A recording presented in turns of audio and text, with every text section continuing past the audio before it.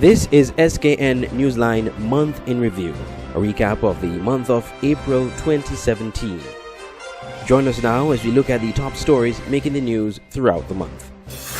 Police officers on Nevis are investigating a shooting incident in Cotton Ground, which has left 2 persons dead. According to information reaching SKN Newsline, several young men were seated on a wall in the area when shortly before 5 p.m., several armed men opened fire, striking the 2. Photos circulating on social media shows the lifeless body of one of the victims lying on the ground. The second young man, who sustained injuries, was rushed to the Alexandria Hospital, where it was later announced that he succumbed to his injuries. Police confirmed the double homicide to reporters. This latest in a series of gun violence plaguing the Federation has brought to 8 the number of homicides that has occurred in St. Kitts and Nevis. 3 has been recorded on St. Kitts and 5 on Nevis. Just recently, Morella Webb was gunned down after the vehicle she was driving along with a friend came under a hail of bullets. Webb died on the scene while the other occupant of the car was hospitalized. Weeks prior, Rondell Chapman was gunned down on a cricket field while he was engaged in a game. Those 2 shooting incidents caused the condemnation from the Nevis Premier, Vance Emery, and Prime Minister, Dr. Timothy Harris. The police have not identified the victims in this incident. Reporting for SKN Newsline, I'm Henika Watkins-Porter.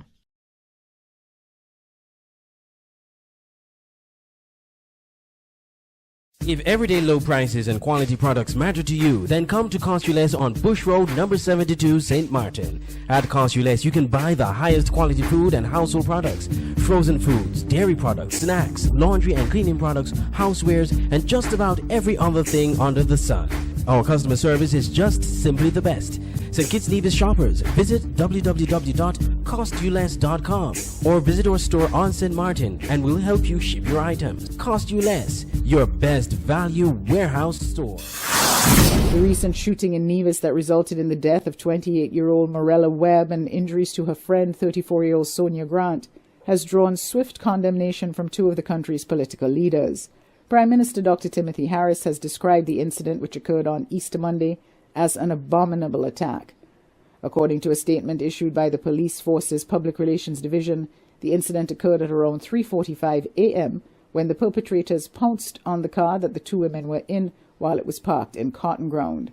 Dr. Harris said, "My government condemns the abhorrent barbaric act and implores those with any information to contact the Royal St. Christopher and Nevis Police Force directly, indirectly or anonymously to ensure that justice is meted out swiftly for the sake of the victims, their families and loved ones, as well as for the safety and security of all."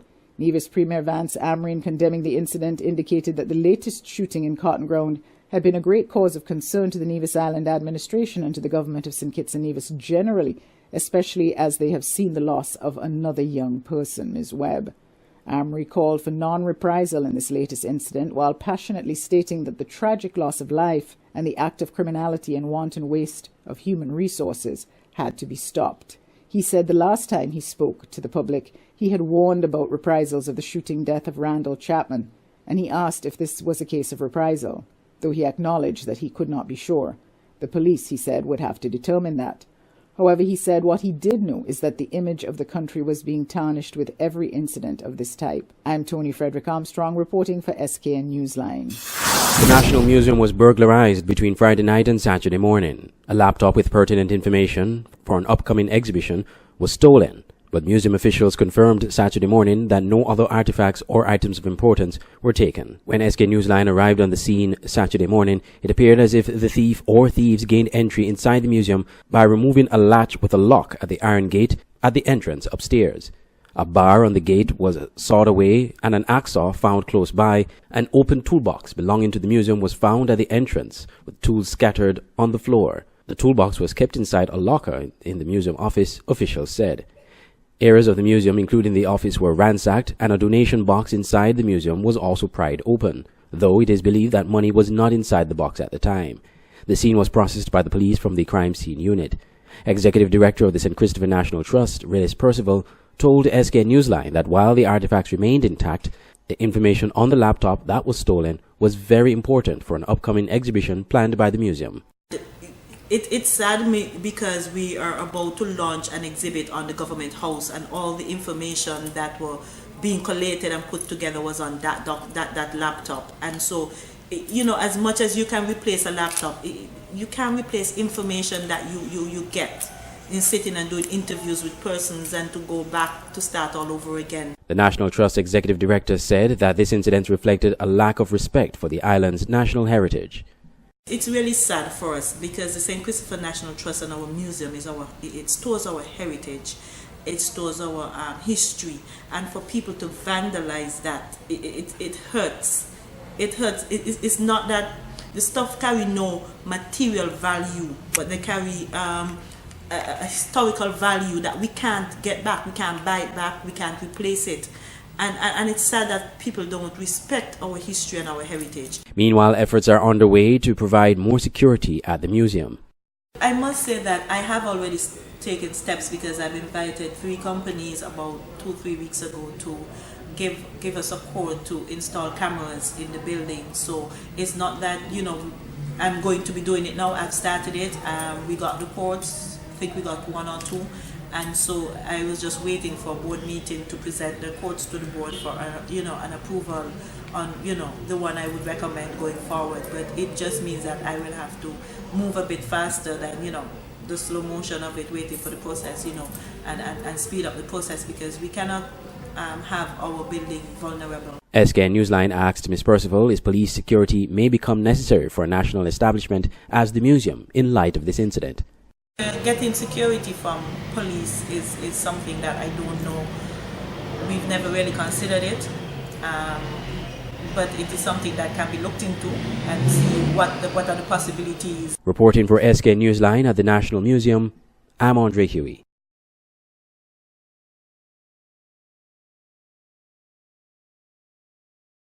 At Nagico, the things that matter to you matter to us. Like knowing you're fully covered after an accident, the security of your home and everything in it that means so much to you, and knowing that even when the weather does its worst, you and your family are covered. At Nagico, we're about much more than just insurance. We're about the big things and the small things that mean everything. Caribbean Embroidery is a professional embroidery, screen print, and graphics design studio in St. Martin.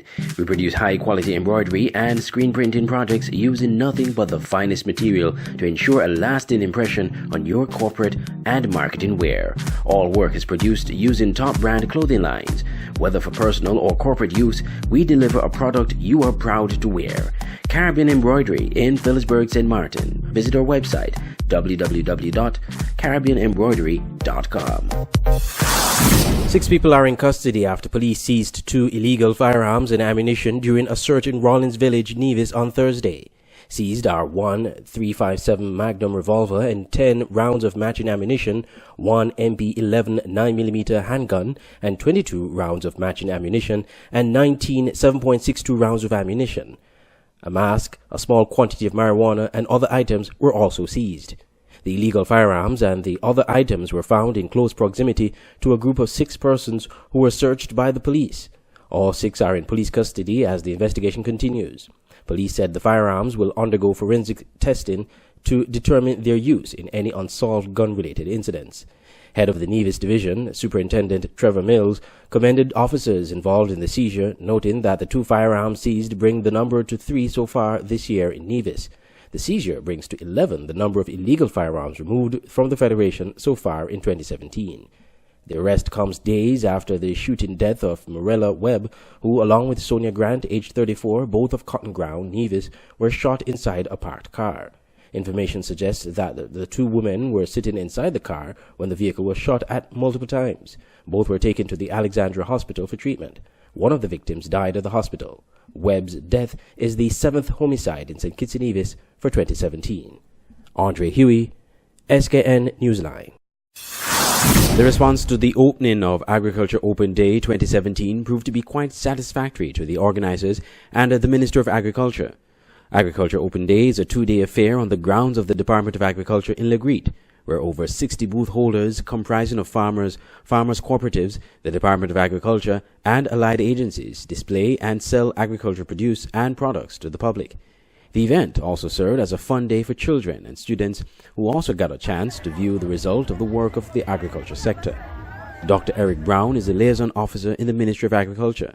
As a means of attracting the interest of the children in agriculture, he dressed as a melon mascot, walking through the grounds.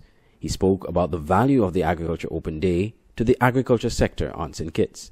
But looking at what I'm seeing today, the turnout to me looks pretty good. I have not gone around as yet to the vendors to see what their feedback is like. But interacting with the children and interacting with the adults, they seem so. I'm getting a good vibes. If you're going to look around and you look at the farmers' booth, like the one that is right here with us, we'll find that we can see we have lovely quality, in terms of the produce, in terms of the quantity. We're still trying to boost that area to make sure that we always have these commodities available. Minister of Agriculture Eugene Hamilton said this year the event was designed to offer more space to patrons. He too expressed satisfaction with the proceedings on day one. Not everyone is invited to be part of the open day because we would not have the space for everyone. So that they do select from across the country some of the farmers that have some important features of their products to display. And today I am pleased, yes, we've had the schools. The Taiwanese Embassy and the Taiwanese Mission also participated in the event with their own display inside the conference room of the Agriculture Department. I'm Andre Huey reporting from the Agriculture Open Day in Legreat for SKN Newsline. The Team Unity administration and the opposition St. Kitts Nevis Labour Party have both made claims to be in a position to win a general election if called today. Team Unity is basing their bold claims on a poll conducted by acclaimed pollster from Jamaica, Don Anderson. According to a press release from the government, the privately commissioned poll was conducted among 506 registered voters in all 11 of the constituencies in the Federation during March 2017. According to the release, Mr. Anderson said that from a constituency perspective, Team Unity is well positioned if an election should be called now to be re-elected, having improved their 2015 election constituency count based on the intention to vote measure. Mr. Anderson was quoted as saying, "Every time one does a poll during the course of a 5-year span from one election to the next, we ask a question. If an election were to be called now, who are you likely to vote for? And generally, you find that further away you are from an election date or a constitutionally due date, the higher the number of people who say, I am not sure or I don't know. In this particular situation, we found those numbers a little lower than normal, which means that people are energized in the whole election process or political process." The pollster even suggested that the coalition would win more than the current 7 seats it won in the February 2015 election, where it unseated the 20-year-old Labour Party administration. Approaching midterm in this administration, Mr. Anderson surmised that the results of the poll is good for the government, considering that Caribbean midterm governments tend to be lagging behind. But the opposition Labour Party did not buy these poll results. In fact, it conducted its own polling, the Bill Johnson poll, also from Jamaica, which showed overwhelming favorability rating for the Labour Party and its leader, Dr. Denzel Douglas. According to a release from the party, former Prime Minister Dr. Douglas enjoys a 73% performance rating over Prime Minister Dr. Timothy Harris in the Bill Johnson poll.